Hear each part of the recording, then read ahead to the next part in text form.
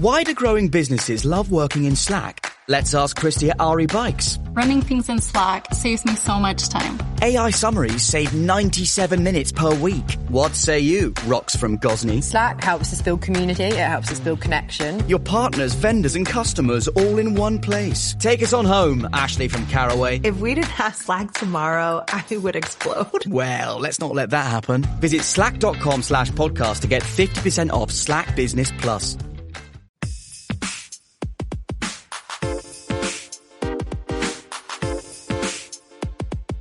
Welcome to From Dorms to Desks, job hunting tips for those early in their careers. A podcast brought to you by college recruiter job search site, which believes that every student and recent grad deserves a great career, and hosted by Work Defined. Join our AI co-hosts as they dive into tips, tricks, and insights that will help you land your next part-time, seasonal, internship, or entry-level job. Let's get your career started. Corporate politics. I mean, just say the phrase. It almost guarantees an eye roll, right? Or maybe a shudder. Yeah, exactly. We all know what it looks like. That budget backstabbing or the manager who, hoards all the credit for themselves. It's real. And it's awful. It is. And if you've been on the receiving end, you've probably sworn, I am never, ever going to play those games. And look, that's a completely understandable reaction. But here's the thing we have to challenge, and it's a big one. It's the assumption that corporate politics is somehow optional. That you can just opt out. You can't. Our sources are really clear on this. Politics is just inevitable. It doesn't matter if you're in some huge company or a tiny startup. Wherever people work together, you're going to have competition for resources. So you're saying even on the best team, if they're fighting over, server space or an engineer's time or even just the CEO's attention? That's politics. Precisely. The second you have scarcity of budget, of people, of time, of attention, you get influence battles. The resources are finite, but ambition, well, that's not. So the question isn't if it exists. No. The real question is how you choose to use it. Is it a weapon, zero-sum gain? Or is it a tool for alignment, and this is the key word, for trust? And that approach, that trust-based strategy, is exactly what we are getting into today. Our mission here is to unpack the sources that give us a kind of trust playbook. And it's all inspired by this really fascinating case study of Marvin Granath, a senior VP at Honeywell, way back in the early 90s. A guy who was incredibly effective at the highest levels, but somehow managed to do it without playing any of the toxic games. Mm-hmm. We're going to try and figure out how he did it. When most of us start out, we have this sort of simple rule book. A learner's rule book. Yeah. It's like, do good work, be reliable, hit your targets, and, the system will notice and reward you. Promotion will follow. And that rule book, it's not wrong, but it's only half the story. It's the spreadsheet layer, the logical part. And it totally ignores the human layer. It ignores the fact that organizations run on decisions made by people. And people are, messy and complicated and brilliant. They bring their fears, their hopes, their pride, their insecurities into every single meeting. So when a leader has to choose between Project A and Project B, it's not just about the numbers on a page. Not at all. Yeah. They're looking at the facts, sure. But they're also weighing their own personal risks, their relationships. They're thinking, whose reputation is on the line here? Who's going to have my back if this whole thing goes south? That entire calculation, that's corporate politics. And what most people do is they approach that human layer either really defensively or aggressively. Yeah, they treat every conversation like a battle they have to win. Right. It's all about scorekeeping. It's like, I'll support your project now, but you owe me one for my budget next quarter. It's this running tally of debts. And our sources point out these very specific toxic behaviors that are designed not for progress, but just to maximize leverage. Okay, so what should we be watching out for? Give us some examples. Well, one of the most subtle ones is the person who always speaks last in a meeting. Oh, I've seen that. They let everyone else lay their cards on the table, and then they come in at the end to frame the conclusion, to shape the narrative, to fit their agenda. It's a power play for the final word. What else? Then there's the deliberate withholding of information. Why give you data now if I can wait until it gives me maximum leverage over your idea later? Or, the classic delay tactic, creating a special committee. Ugh. The committee to kill an idea. Exactly. It's not about due diligence. It's about slowing a rival project down until it just loses all momentum. And of course, just collecting allies like trading cards, stockpiling people who owe you something. So If this swamp is inevitable, how do you get through it without becoming part of the problem? Which I guess brings us back to Marvin Granath, Senior VP, Human Resources Legal at Honeywell, a Fortune 50 company. Right. High-stakes environment. But his approach was the complete inverse of that scorekeeping we talked about. How so? Granath understood that real influence wasn't about what you could take. It was about what you could give. So he'd walk into a room not thinking, how do I win this fight? But actually asking himself, what can I do to help these people succeed? I mean, on the surface, that sounds almost naive, a little like corporate charity. It does, but it was a deeply strategic mindset. Just imagine one of those tense meetings, Two department heads are at war over the same pot of money. They're ready to poke holes in each other's plans. Their defenses are way up. Totally. And instead of jumping into that fight, Marv would listen. And then he would just shift the entire dynamic. He'd ask a completely different kind of question. Which was what? He'd say something like, okay, I hear your proposals, but what is the single biggest block you're facing right now, and how can I help you get past it? And the source says the room would just go silent. Because it's completely disarming. It changes the conversation instantly from a fight into a problem-solving session. He wasn't there to judge. He was there to help. Now, what's so important here, and I want to be clear on this, is that he wasn't operating on that tit-for-tat, quid pro quo basis. No, not at all. It wasn't, I'll help you now if you vote my way next month. He was playing the long game of trust and what's called reciprocity. Hey, it's Bob Pulver, host of You Podcast. Human-centric AI, AI-driven transformation, hiring for skills of potential, dynamic workforce ecosystems, responsible innovation. These are some of the themes my expert guests and I chat about, and we certainly geek out on the details. Nothing too technical. I hope you check it out.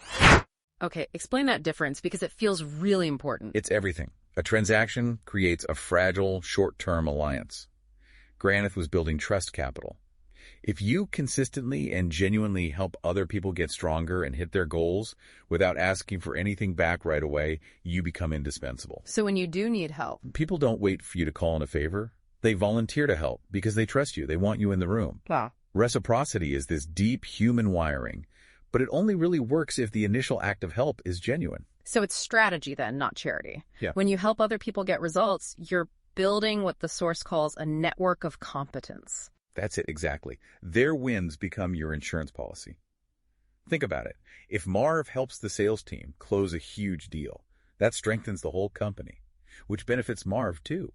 You make other parts of the system strong, and the whole system, including you, wins. But doesn't that make you vulnerable in the short term?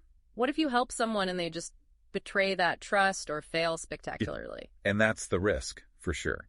But the transactional player's risk is actually higher, because their alliances are paper thin. Granath knew that you don't always win. But if everyone knows your intent is to help the organization succeed, that reputation for selfless support is what protects you when things inevitably go wrong. Okay, so this brings us to what might be the deepest insight from this entire playbook. What? Influence isn't really about persuasion. It's not about having the best argument. Fundamentally, it's about reducing fear. And in a corporate setting, fear just translates directly into risk. Leaders are worried about betting their reputation on the wrong thing. Always. Am I going to look stupid? Will this decision cost me my budget next year? Or even my job? That fear is the silent killer of good ideas. It's the barrier to saying yes. It is. People don't resist ideas because the ideas are bad. They resist because the ideas feel politically unsafe. So when someone like Marv, a senior, trusted person, steps in and offers to help remove an obstacle, he isn't just giving advice. He's lowering the risk? He's lowering the risk profile of that decision for everyone else. He's making the scary decision feel safe. And that's real power. That's it. The best political players don't push people. They create the conditions where good decisions feel safe and supported. Okay, let's make this really practical. For someone who's listening, maybe they're earlier in their career, they're not a senior VP. How do you start using this playbook when you don't have that built-in authority? It starts with what we can call the dual mindset. Most people go into a meeting with one agenda, what I need to get. You have to consciously add a second question to your inner monologues. And that question is, what does everyone else in this room need to win, and is there a block I can help them remove? So instead of just thinking, I need my project approved, you're thinking, okay, I need my roadmap approved, but I know finance needs to stay under budget and marketing needs firm dates for their launch. So how can I frame my plan in a way that solves their problems too, instead of creating a new fight for them. The sources are also really clear about credit, and this seems non-negotiable. Oh, it is. The fastest way to make enemies is to take credit for work that wasn't yours. It just destroys trust instantly. And the flip side is, the fastest way to build allies is to give credit away. Even for work you did. Deliberately using we instead of I. Publicly calling out a colleague for their contribution. It builds this ironclad reputation that you won't steal the spotlight. And people are drawn to that. They know it's safe to collaborate with you. The source also talks about spending what it calls rare currency. Right. And being helpful can mean offering your expertise or making a connection for someone. But sometimes the rarest currency of all is just public support. In a tense meeting. Especially then, being the person who says, you know what, I think her idea is right and here's why. Publicly backing someone when they're under pressure, that is something people do not forget. And it's important to remember this isn't all happening in the big formal meeting. Marv Granath was a master of what the source calls pre-meeting politics. The hallway conversations. Yeah. The quick phone calls. He would ask for input before the big presentation. He almost never surprised people. So by the time the actual meeting happened... It wasn't a conflict. It was more of a confirmation of a solution that everyone already felt they had a hand in creating. It just drains all the tension out of the room. And finally, and maybe this is the most powerful tool of all, just listening. It sounds so simple, but genuine listening is where influence comes from. If you truly understand other people's priorities, their pressures, their fears, you can frame your ideas in a way that fits their needs. It's empathy, but with a strategic purpose. So when you pull it all together, this trust playbook, the central idea is pretty clear. The best, most effective version of corporate politics actually looks a lot like great leadership. Right. It's about building trust, creating shared wins, and just moving the whole organization forward in a healthy way. Instead of just focusing on your own personal scorecard. So the key takeaway is that you don't have to avoid the political landscape. You can be politically smart without being toxic. The goal isn't to stay out of the swamp. It's to build your own influence strategically based on trust. Because that trust network becomes your immune system. If you consistently show up looking to help others succeed without keeping score, you build this incredible defense around you. If someone tries to play dirty, that network will often push back for you. Which I think leaves us with a pretty important question for you to think about. Go for it. If influence is really about reducing risk for other people, what's one small specific risk you can remove for a colleague this week to start activating that long-term powerful reciprocity? This has been From Dorms to Desks, job hunting tips for those early in their careers. A podcast brought to you by College Recruiter job search site, which believes that every student and recent grad deserves a great career. Each episode, we dive into tips, tricks, and insights that will help you land your next part-time, seasonal, internship, or entry-level job.